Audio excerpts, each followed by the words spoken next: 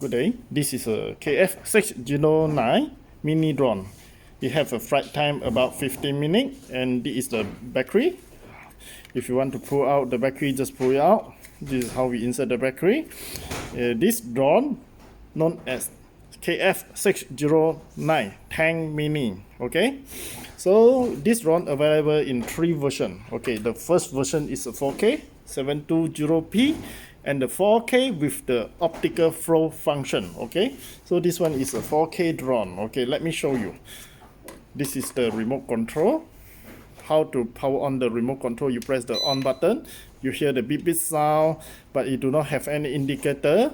If you want your remote control is already power on, just try to press and then you hear the beep sound, which means the remote control is power on already. Okay, so now we want to power on the drone. Okay, long press until you see the light.